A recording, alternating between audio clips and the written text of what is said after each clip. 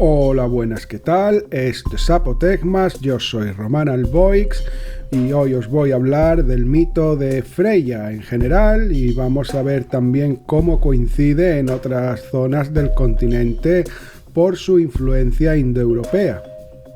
Hablaremos del culto y el mito, como ya toqué la forma materialista en un extenso programa sobre las bodas celtas, en el que contaba cómo aplicaba el mito de Freya y su correspondencia celta-aine, con los sacrificios y rituales oficiales que correspondían. Hoy nos centraremos en la parte más esotérica del mismo. Así que poneros cómodos y vamos a por ello. Freya se escribe como veis en pantalla junto a su traducción en runas. Aunque parezca un hecho pasajero si escribimos Freya o Freya, es en realidad bastante importante dentro del culto. Freya significa dama. La terminación en ya, en YA, se debe a una mala traducción del cristiano islandés Snorri Sturluson, cuando redactó en prosa los mitos. Sin embargo, la raíz Frey es significativo de ser o entidad. Al terminarla en ya, hacemos el femenino. La terminación ir y r nos indica el masculino, tal como su hermano Freyr, en este caso acortado por simple relagación del lenguaje, pues las piedras germanas y nórdicas nos indican Freyr en su forma más conocida, conforme las rocas son más modernas. Evidentemente en el masculino la diferencia hablada no es tan grande, pero en el femenino sí. Por tanto, nos encontramos ante una nomenclatura principalmente funcional. Mis pesquisas me llevan a entender que Freya, como Freyr, son títulos más que nombres, y en su culto se ve reflejado que hay un secretismo en cuanto a estos, en cuanto a los nombres, y este fue decayendo conforme la tradición se desvanecía ante el paso del cristianismo.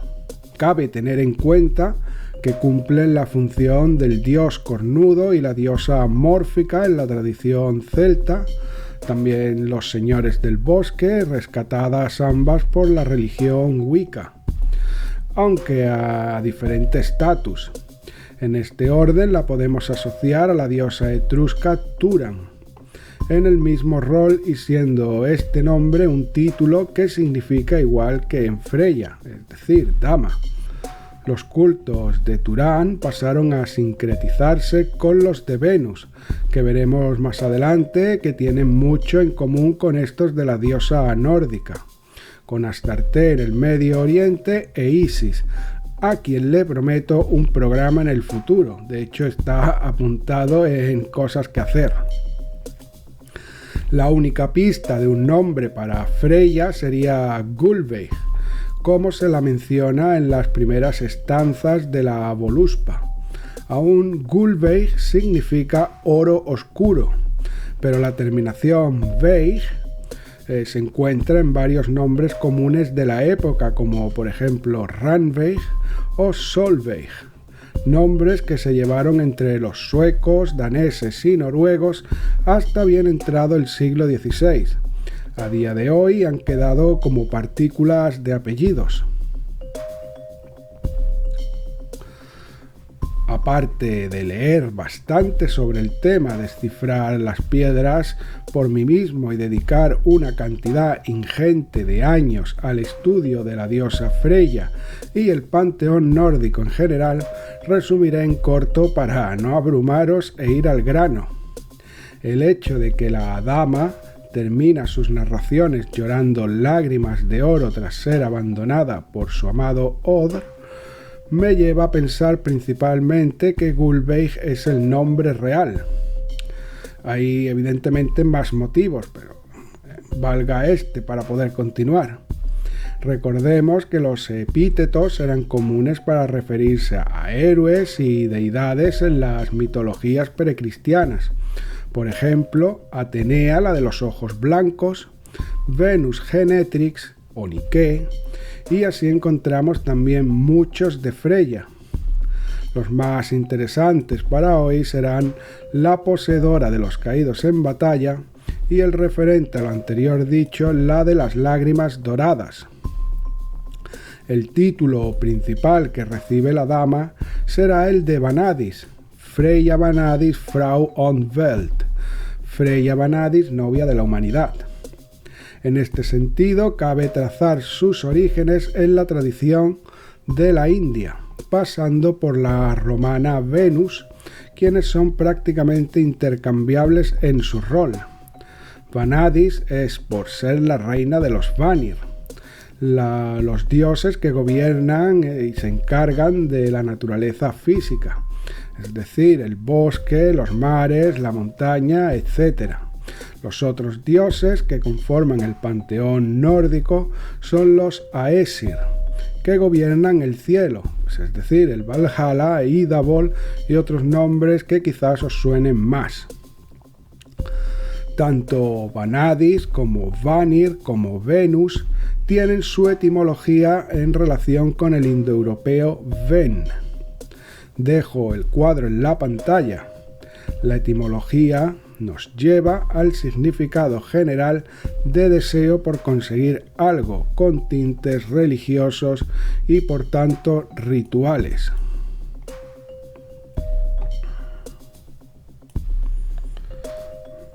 El panteón nórdico es tan complejo como el védico hindú. Es debido a que ambos tienen una conexión bastante limpia de interferencias cristianas con sus ancestros arios. Por eso entrar al detalle de cada mínima cosa requeriría un programa solo para eso. Así que mejor dejar claro la etimología y centrarnos en el tema principal. Comenzando el mito, como he dicho, la primera noticia que tenemos en los Eddas ocurre en la Voluspa, después de la primera guerra de los dioses entre Vanir y Aesir, y nos dice así, traducción propia. Recuerdo la guerra de los pueblos primeros del mundo, cuando Gulveig con lanzas hirieron y en la estancia de Har él la quemó. 3 veces quemada, 3 veces nacida, a menudo de forma latente, todavía vive. Heid la llamaban, por sobre toda la tierra visitaba las aldeas. Una volva experta en profecías, rubricó bastones mágicos, practicó Seidr, donde pudo realizó Seidr como mística. Siempre fue unida a las brujas. Prácticamente en este pequeño texto tenemos toda la información necesaria. Har significa el alto y es uno de los nombres de Odín, que la quema porque ni a lanzazos podían eliminarla en batalla. Odín mismo la secuestraría y trataría de quemarla en el Valhalla, y por 3 intentos 3 veces renacería, y así continúa el relato pasando a ser una Vanir entre los Aesir. No solo eso, sino que llega a ser una de las principales deidades, siendo consejera para todos. Esta conexión con la muerte, su capacidad de estar en los 2 mundos, nos arroja luz sobre su aspecto catónico, es decir, con el inframundo. En este sentido, se erige reina entre las valquirias, y tomando para sí la mitad de los caídos en batalla, que irán a su estancia en Folkvang. La otra mitad irán con Odín. En ambos casos, los soldados, llamados Einerges, traducido como ejército de uno o el único ejército, se prepararán para la batalla final en el Ragnarok. Con Odín solo van los guerreros hombres. Sin embargo, Freya acoge a todo aquel que tenga valor en combate, tanto en lucha como en estrategia. Eso incluye al Vitki, la volva, es decir, los chamanes, y los combatientes, incluidas las Skjaldmær, o más conocidas como las mujeres guerreras, esto de la Shield Maiden. La figura del Berserk también es bien recibida en el Volkswagen. El Berserk en el folclore es un guerrero cambiaformas. En la realidad era un discípulo del chamán preparado para el combate y generalmente enajenado con la ingesta de setas alucinógenas que le evitaban el miedo. En algunos relatos sajones se describen a Hrafnafloki e Ivar el Deshuesado como berserks. Mencionar que Seidr es la práctica mágica relativa a la religión nórdica, el misticismo de esta, la lectura y fabricación de runas, la profetización, etc. Heid es otro epíteto que podemos traducir literalmente por adivina. En este sentido encaja directamente con la figura de Atenea, quizá algo más oscura. Pero es que cuando se dice que Freya es la diosa del amor en el sentido idílico, es completamente erróneo. Ella es la novia de la humanidad y como tal muestra las capacidades inherentes del prototipo de novia precristiano, la mujer fuerte y sabia, que se preocuparía de gestionar la hacienda, cuando no el reino, durante los viajes del hombre, a la vez capaz de esperar por el amante adecuado y por tanto independiente.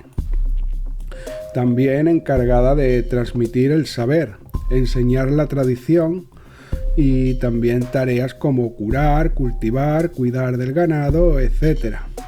Esa figura de mujer existente entonces no era conveniente para el catolicismo, que sistemáticamente las acusó de brujas y las quemó en la estaca.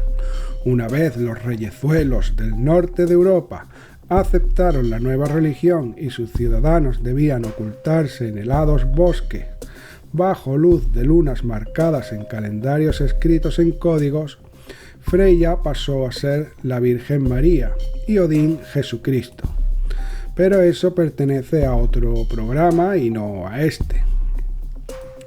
Aún la mujer prototipo indoeuropea, o precristiana también, en base al arquetipo de Freya, Ainé, Venus, no era una mojigata, era activa sexualmente. Así se nos relata en la encarnación de Freya en la reina Skildinga. Esta conserva todo lo anterior y además tienta a Beowulf con hechizos de atadura para llevarlo a la alcoba. Aunque este aspecto se nos muestra más profundamente en Locasena. En dicho poema, Loki la acusa de haberse acostado con todos los dioses y elfos, aplicándole sus artes mágicas, y tan aceptada está esa postura que el mismo padre de la dama la defiende de las acusaciones, diciendo que toda mujer de ingenio debe tener un marido y un amante, pues así hará el esposo cuando viaje. Volviendo a la deidad, puede que Freya, Venus, Aine compartan todas estas aptitudes, pero la figura de la diosa nórdica profundiza más en su lado esotérico que sus contrapartidas romana y celta. Freya tiene una conexión directa con Perséfone. Pongamos en contexto esto. Perséfone fue secuestrada por Hades y llevada al inframundo, donde toma las 6 semillas de granada. De esto se desarrollan los ritos de Eleusis, velados por Dante en la Divina Comedia, de lo que hablo en un vídeo en el canal, para los detalles al respecto. Basta con entender que el fin de los ritos de Eleusis es conocer los secretos del final y el principio de la vida, en una suerte de comprender qué mueve su formación y el por qué se desvanece, entendiendo el final de finales. Espero que se logre entender con el ejemplo del Animus Caput de Platón, cuando el alma alcanza el estado supremo y vuelve al mundo de las ideas sin necesidad de pasar por el mundo material otra vez. Igualmente, también tenemos la comparación con alcanzar el moksha en el hinduismo.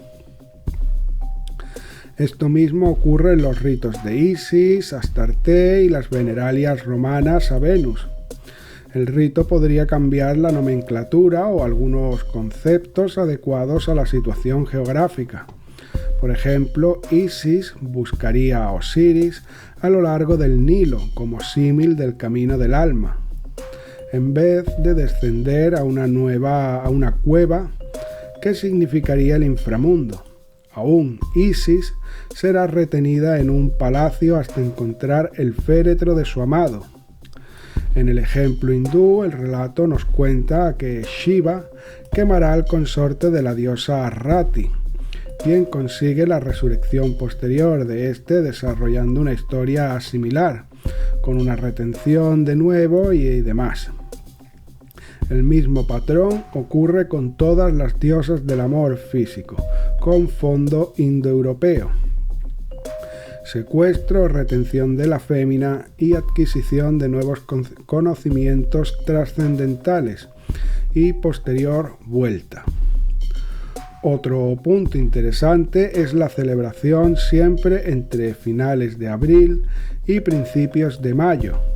De ahí la festividad de la Reina de Mayo, que quizá os suene, o el Maypole, con la primera luna llena.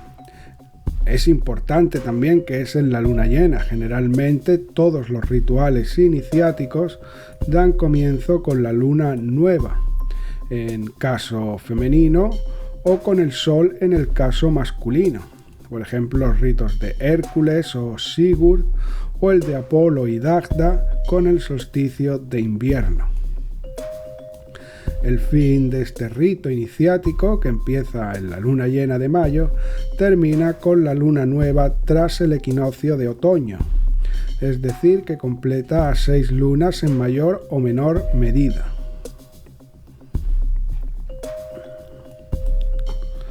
Bien, Freya, volviendo al mito de Freya, está a punto de ser secuestrada por un gigante, y con ella el sol y la luna.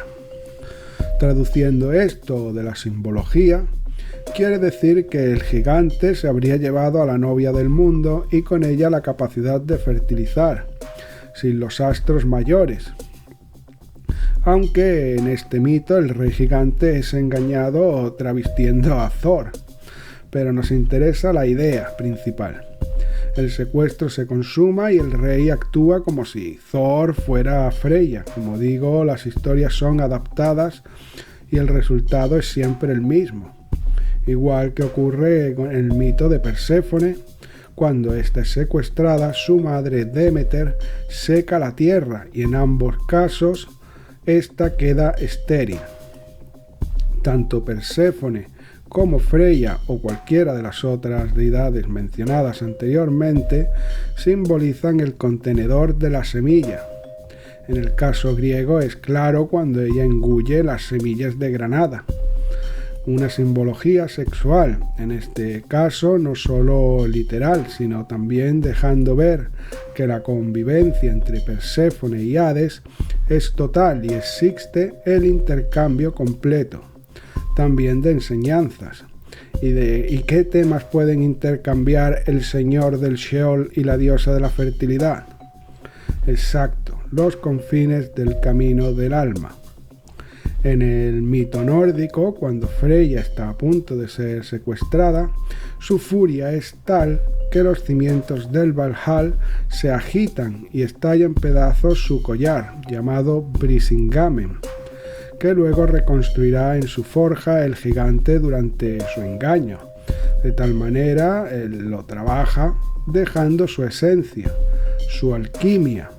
La herrería es un arte alquímico, más aún en la cultura nórdica. Esto del secreto del acero y el encontrarse con el oro cuando se abren al mundo y demás. Y es como Freya recibe el nuevo conocimiento. Aclarar que Brisingamen significa collar de fuego o de energía y estará hecho de ámbar, una resina neolítica que se encuentra en el interior de la Tierra. En una zona yemal como el norte de Europa, podemos entender el cambio de semillas de granadas por piedras de ámbar.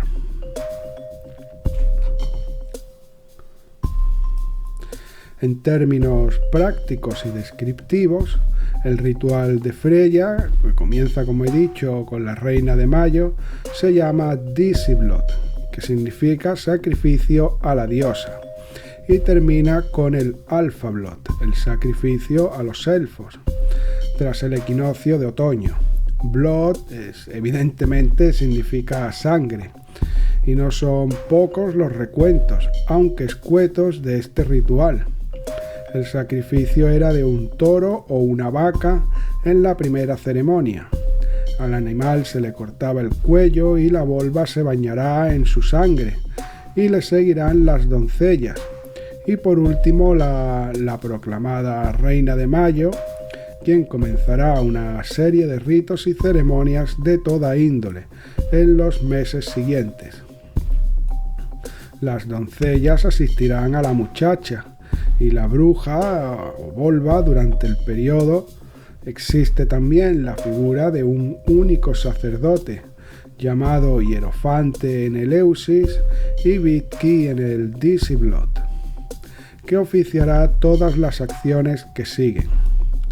Os dejo una muestra de la saga de Cormax en su versión nórdica, aunque también existe un recuento idéntico, pero con nomenclatura islandesa. En este caso, Aine y el Side, en vez de Freya y el Valhall, como contrapartidas. Dice así el texto islandés. Hay una colina, respondió la volva, no muy lejos de aquí, donde los elfos tienen su guarida. Ahora consígueme el toro que mató Cormac y enrojece la parte exterior de la colina con su sangre, y haz un festín para los elfos con su carne. No hay que explicar mucho sobre la referencia a la montaña. Por ejemplo, lo podemos traducir por el monte de Venus, etc. En esoterismo judeo-cristiano, más común a los oídos de todos probablemente, podemos entender que en la apertura de la iniciación se pretende que la fémina pase de grado en una orden al final, poniendo de ejemplo la Oto, la Ordo Temple Orientis. Si la muchacha supera los prolegómenos de la iniciación, podrá oficiar como sacerdotisa en la misa gnóstica. Generalmente será necesario tanto esta como las doncellas hayan superado su entrenamiento personal del ritual del no nacido, es decir, como haber conocido su Atman u Warlock en términos nórdicos, que son los que estamos tratando. En Equinox 1 están todos los ritos de Eleusis como los de Mercurio, para la ocasión, para la Oto y para la Golden Dawn. De la misma forma encontramos sus adecuados en el libro del aprendiz masón. En sí, lo que quiero explicar es que el rito iniciático eleusino, Alfablot o el Beltane, es siempre similar y con el mismo proceder y fin. Simplemente la tradición a la que se acoja la secta o coven tomará el propio, y valga esto así de un ejemplo. Como siempre os recomiendo libros, y sé que eso puede resultar pesado. Además, en este tema se trata más de estudiar textos antiguos y modernos, a la vez que juntar pequeños pedazos de diferentes fuentes que en la mayoría de las ocasiones no están ni en lenguas actuales. A los que quieran adentrarse en la reconstrucción de ritos, cultos y la religión existente en Europa antes del cristianismo, les recomiendo la película Midsommar. Creo que se llama así en español, pero si no os la voy a dejar en pantalla igualmente. entendamos que es una adaptación dramática para el público comercial y por tanto los bordes están redondeados, como se dice aquí en Irlanda, es decir, que queda suavizada. Pero en mi opinión puede dar ciertas direcciones y levantar las preguntas adecuadas para una posterior investigación. Además se muestra un gran trabajo de reconstrucción bastante fiel y con muchos cimientos. De hecho, el director Ari Aster hace también Hereditary, si os interesa más el Goetia desde su base, y ambas son a mi juicio muy recomendables, tanto si te gustan las películas de terror psicológico como si os interesa el análisis antropológico de la magia práctica. Espero no haberos confundido más en mi intento de trazar una línea que asocie las diferentes tradiciones y sobre todo que el mito de Freya haya quedado claro. Por mi parte ha sido un gusto volver a retomar la mitología, tema que tenía abandonado en el canal y me apasiona tanto. De cualquier manera, como siempre, recuerda que estos son las divagaciones de un ermitaño, pero la conclusión final es tuya.